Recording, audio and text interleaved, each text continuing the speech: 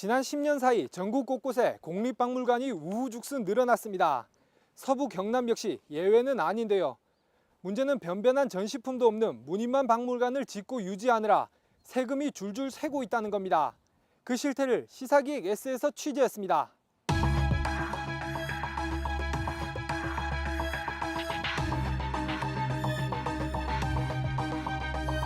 향토 민속관이 있다는 거 혹시 아시고 계세요? 그 주위에 있을 건데 싱크 같은 게 아닌데. 장소로 유명한지는 잘 몰랐습니다. 청동기에 대해서 별로 본 건 없는데.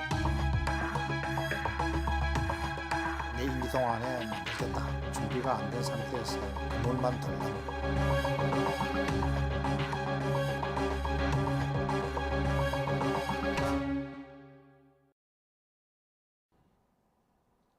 지난 2009년 개관한 진주 청동기 문화박물관입니다. 진양호 등 수려한 자연환경을 끼고 있는 것은 물론 우리나라 최대의 청동기 시대 유적지 위에 지어졌다는 상징성도 갖췄습니다. 국비와 시비 등 모두 121억 원이 투입된 이 공립박물관에는 상설 전시장과 입체 영상관, 체험 전시 공간 등이 마련돼 있습니다. 상설 전시장에는 토기와 석기, 옥 등 청동기 시대의 유물을 확인할 수 있고 입체 영상관에서는 당시의 생활상을 3D 입체 영화로 즐길 수 있습니다.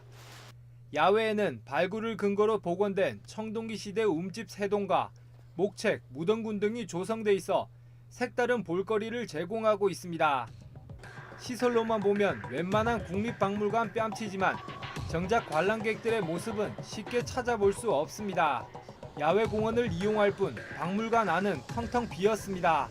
여기 진주에서 좀 많이 떨어진 곳이라서 좀 올 기회가 많이 없고 해서 오늘 처음 와봤습니다. 처음 와봤는데 주위의 풍경이라든지 나무라든지 이런 건 참 아름답고 좋은 것 같은데 막상 안에 진열되어 있는 유물이라든지 전시품 같은 게 좀 너무 작아서 그런 점이 많이 아쉬웠던 것 같아요. 그냥 가족 여가로 하기 위해서 오는 것이지 박물관 본연의 그 어떤 전시 품목이라든지 이런 걸 구경하기 위해서 오는 거는 사실 좀 어렵지 않겠느냐 이렇게 생각합니다. 박물관 운영이 영리 목적은 아니지만 입장권 수익에서 완전히 자유로울 수만은 없는 상황. 청동기 문화박물관은 운영비로만 매년 2억 원 넘게 쏟아붓고 있지만 한 해 수익은 1,300여만 원이 고작입니다. 입장권 수익으로는 사실상 관리비를 메우는 것도 불가능합니다. 14,000명. 여기에서 그다음에 이제 13,000명 뭐 이렇게 그다음에 12,000명 선 이런 식으로 인원이 예산에 비한 효율성이 지금 너무 떨어지고 있는 거 아닌가. 진주의 또 다른 공립박물관인 진주향토민속관입니다. 국내 유일의 장석 전문 전시관으로 각종 장석과 가구, 생활 민속품 등 8,000여 점이 전시돼 있습니다. 장석은 전통 목가구나 건축물에 붙여 나무가 뒤틀리는 것을 막고 이음새가 벌어지지 않게 고정해주는 금속재 장식으로 이곳에 있는 장석들은 모두 18세기에서 20세기 초에 만들어진 흔치 않은 유물들입니다. 하지만 박물관의 운영 상태는 형편없습니다. 유물에는 먼지가 수북하고 훼손된 것도 눈에 띕니다. 입장료를 따로 받는 것도 아닌데 하루 관람객은 손에 꼽을 정도입니다. 홍보 자체가 거의 안 되고 있기 때문입니다. 향토 민속관이 이제 뭐 그렇게 많이 홍보되는 사실 아니겠습니까? 많이 그렇게 찾아오시고 그러는 게 그렇구나. 우리가 이제 관광 홍보지 같은 거에 이제 향토 민속관 소개도 하고 있으니까. 실제 진주에 살고 있는 시민들은 이 박물관이 어디에 있는지 무엇을 전시하고 있는지 모르는 경우가 태반입니다. 향토 민속관이 있다는 거 혹시 아시고 계세요? 요 주위에 있을 건데 어디. 그냥 민속관이 있다는 이야기는 많은데. 예. 직접 가보신 적은 없으시고요? 그런 기억은 없어요. 장소로 유명한지는 잘 몰랐었는데. 인근 다른 지자체들의 공립박물관 역시 사정은 마찬가지. 서부 경남 지역의 공립박물관 수는 모두 14곳입니다. 진주 청동기 문화박물관 등 3곳, 사천 향토역사관 1곳, 남해 유배문학관 1곳, 하동 차문화전시관 등 3곳, 산청 한의학박물관 등 5곳, 함양 함양박물관 1곳 등입니다. 이들 가운데 하루 평균 관람객이 100명이 넘는 곳은 5곳에 불과한데 이마저도 3곳은 무료 입장이고 유료인 것은 청동기 문화박물관과 유배문학관 단 2곳뿐입니다. 관광객은 물론 지역민들조차 외면하고 있는 현실. 건립 당시 새로운 관광 명소가 될 것으로 기대를 모았지만 결과적으로는 실망만 안기고 있는 셈입니다. 박물관에는 당연히 그 테마에 맞는 유물이 전시돼 있어야 합니다. 최근에는 체험시설과 영상관의 중요성이 점차 커지고 있는 추세지만 기본적으로 박물관의 가치는 유물과 그 전시 기법에 있다고 해도 과언이 아닙니다. 산청군 생초면에 위치한 산청박물관. 지난 2011년 21억 원을 들여 지었지만 실상은 박물관이라는 이름을 붙이기도 민망한 수준입니다. 건물 곳곳에 빗물이 새고 엘리베이터는 작동조차 되지 않습니다. 직원은 계약직 근로자 1명밖에 없습니다. 잘못하면 제가 조금 할 수 있는 건 하고요. 힘든 거는 이제 어쩔 수 해야지. 제가 있는 게 계약직이기 때문에 제가 무슨 자격증이 있어서 있는 것도 아니고 관리직에 단순 관리직. 현행법인 박물관 및 미술관 진흥법을 보면 공립박물관으로 등록하기 위해서는 종합박물관의 경우 각 분야별 100점 이상, 전문박물관은 해당 분야 100점 이상의 유물이 필요합니다. 당연히 전문 학예사도 둬야 합니다. 전시관이나 기념관, 민속관 등 제2종 박물관 역시 60점 이상의 유물과 학예사가 있어야 합니다. 그런데 1종 박물관인 산청박물관은 전시하고 있는 진품 유물수가 20여 점에 불과합니다. 특히 학예사도 없어 아직까지 정식 박물관으로 등록조차 못하고 있습니다. 사실상 방치되고 있는 실정입니다. 학예사 사장님 그때가 인간을 한 3천만에 살 때거든요. 그러고 이제 또 아직까지 우리 그 소라 유물도 아직 기준에 좀 미달되고 그것도 지금 이제 구입하게 되면 구입을 해야 되고 기능가 아니라 제시한 부분은 쟤네들이 꼭 박물관 등록 그건 안 해도 죄는 없습니다. 그건. 이곳뿐만이 아닙니다. 서부 경남에 있는 공립박물관 가운데 절반이 넘는 9곳이 미등록 상태로 운영되고 있습니다.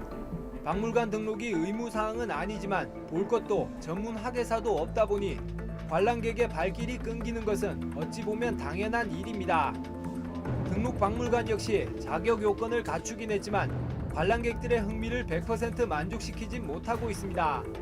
유물수가 500점이 안 되거나 전시 공간이 부족한 곳도 있습니다. 인근 양산 시립박물관의 경우 학예관이 원장으로 그 밑에 학예사 2명이 실무를 담당하고 있습니다. 소장 유물은 1,400여 점, 한 해 정기적으로 운영되는 프로그램만 20여 개로 연간 10만 명이 넘는 관람객이 박물관을 찾고 있습니다. 반면 청동기 문화박물관의 소장 유물은 모두 261점으로 다른 국공립 박물관들에 비해 그야말로 초라한 수준인데다 상설 전시관만 있을 뿐 기획 전시관이 없어 유물 전시 공간이 많이 부족한 상태입니다. 청동기 박물관이니까 아무래도 청동기 유물 중심으로 해서 구입을 해야 되는데 유물 수량 자체가 안 나오거든요. 예산이 뭐 좀 많이 책정도 되고요. 예, 또 그것도 유물 구입한다는 것 자체도 또 절차가 간단한 절차가 아니기 때문에 유물을 관리하고 전시 프로그램을 짜는 학예 인력 역시 절대적으로 부족합니다. 서부 경남 공립박물관의 경우 학예관은 아예 1명도 없고 학예사가 2명 이상인 곳도 없습니다. 한 명의 학예사로는 연간 1~2개의 프로그램을 돌리는 것이 고작입니다. 전부 행정직들이 그 관장직을 겸임하고 있죠. 뭐 훌륭한 행정 마인드를 가지신 분이 박물관을 운영하면 나름대로 도움이 되겠지만 모든 일을 그 연구사 한 사람에게 다 의지하고 있으니까. 더 큰 문제는 볼만한 유물이 없다는 겁니다. 전반적으로 비슷한 시기, 비슷한 유형의 유물이 대다수인데다 서부 경남 박물관 가운데 국보나 보물은커녕 시도 지정문화재를 보유하고 있는 곳은 함양박물관 한 곳에 불과합니다. 국립박물관에서 소장하고 있는 유물을 대여해 전시할 수 있지만 시설이나 관리 인력이 부족해 이마저도 어렵습니다. 전시 환경, 조명, 사람, 관리할 사람 있는 게 다 있으면 당연히 해당 지역 박물관에 유물을 대여해 드립니다. 뭐 한 100제곱미터 정도밖에 안 되는데 그런 정도의 공간에 유물 몇 점 넣겠습니까? 그리고 보안시설과 온습도 시설을 다 갖춰야 되니까. 일단 지어만 놓으면 잘 운영될 것이라는 지자체의 무관심과 관리 소홀이 부실 박물관을 만들었고 이는 곧 엄청난 세금 낭비로 이어지고 있습니다. 여기저기 비슷비슷한 박물관에 유물은커녕 모조품만 전시하는 국립박물관이 대다수입니다. 지으면 세금만 축내는 애물단지인데 지자체들은 왜 이런 부실 박물관들을 짓고 있는 걸까요? 지난 2010년 개관한 남해 유배문학관. 유배를 테마로 한 국내 최초 최대 규모의 문학관입니다. 유배문학의 재조명을 통한 국문학 발전의 체계적인 연구를 위해 만들어진 건데 당시 국도비 45억 원을 포함해 모두 138억 원의 예산이 들어갔습니다. 재정 자립도가 8%대인 남해군으로서는 결코 적지 않은 예산을 쓴 셈입니다. 소장하고 있는 유물은 모두 2,500여 점. 상당한 수의 유물과 사료를 보유하고 다양한 볼거리와 체험거리를 제공하고 있어 연간 5만 명이 넘는 관람객이 이곳을 찾고 있는 것으로 알려졌지만 입장객의 절반 이상은 무료 관람객인 유아들이나 65세 이상 단체 관람객들입니다. 특히 유료 관람객들 역시 대부분 축제기간이나 성수기에만 몰리고 있어 당초 박물관 설립 취지를 살리지 못한다는 말이 나오고 있습니다. 2월 3월 이때는 조금 조용하고 지금부터는 계속 사람들이 많이 찾아오니까 경로잔치들이 4월달에 주로 많이 하지 않습니까? 그러니까는 돈 되는 분들은 조금 적게 오고 5월달부터는 이제 돈 되는 분들이 조금 많이 찾아오는 것이고. 국립박물관 대다수가 이처럼 막대한 예산을 투입하고도 제대로 된 효과를 보지 못하고 있는 상황. 하지만 각 지자체들은 지난 10여 년 사이 경쟁적으로 국립박물관 유치에 몰두해 왔습니다. 서부 경남 국립박물관 가운데 지어진 지 15년 이상 된 곳은 겨우 3곳, 나머지 11곳이 2000년대 들어 만들어졌습니다.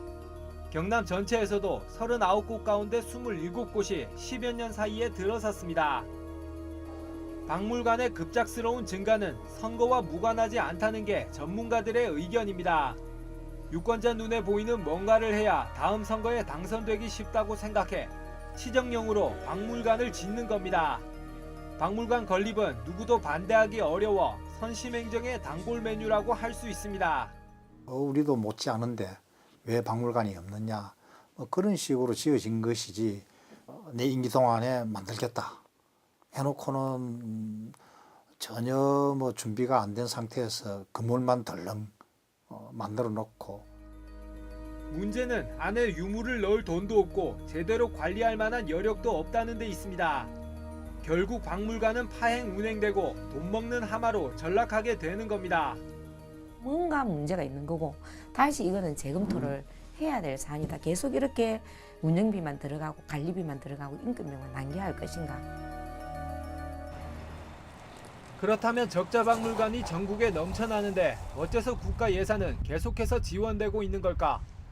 박물관 건립을 지원하는 국가도는 광역지역균형발전 특별회계 예산, 이른바 균특 예산에서 나옵니다.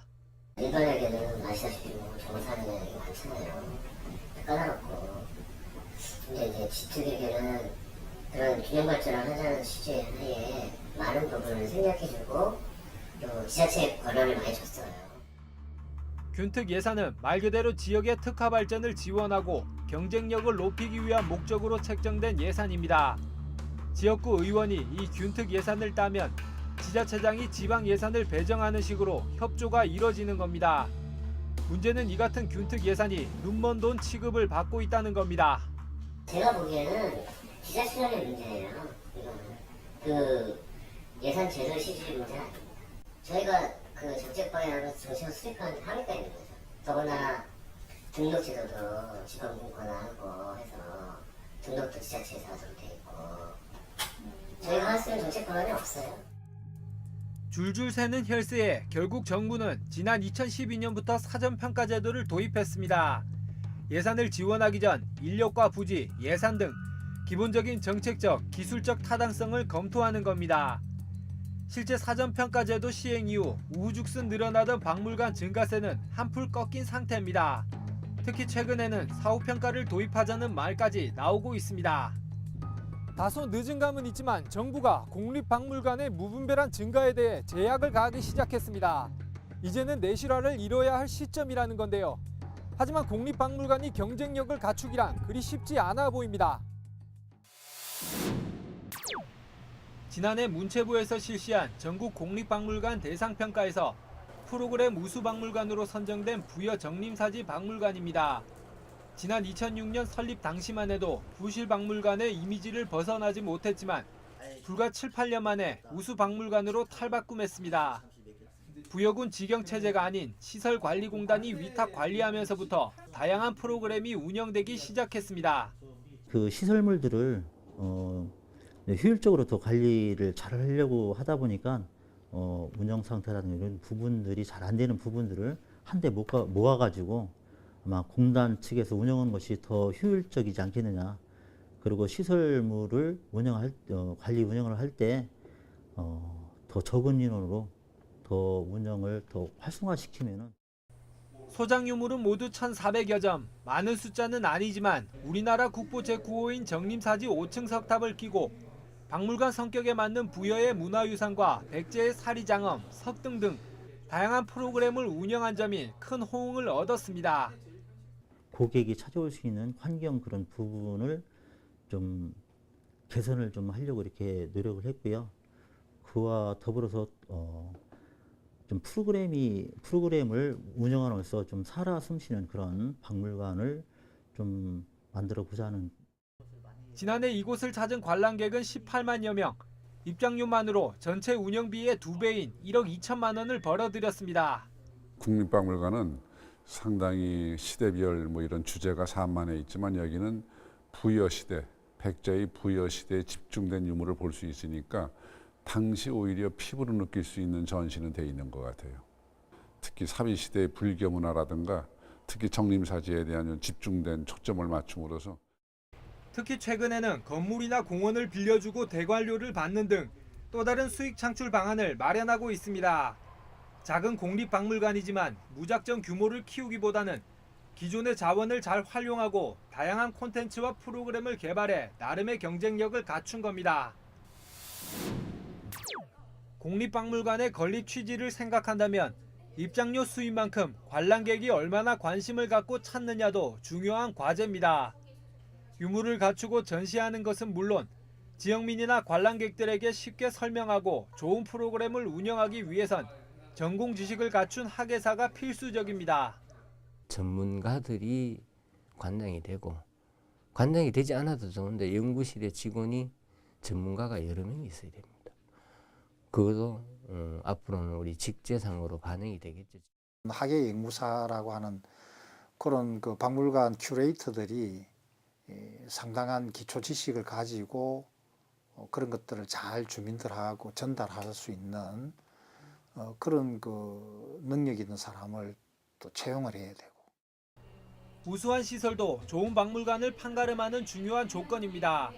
지난해 12월 개관한 함양박물관의 경우 넓은 전시관은 물론 다양한 관람 인프라가 구축돼 있습니다.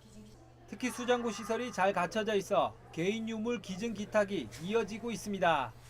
함양박물관은 기증 기탁자들로 사실 이루어진 박물관이고요. 향토박물관이어서 발굴된 유물들과 그리고 문중에서 소장하던 유물들이 전시되어 있는 곳이기도 하거든요. 보통 이제 가야 시대하고 조선 시대가 중점이 되어 있는.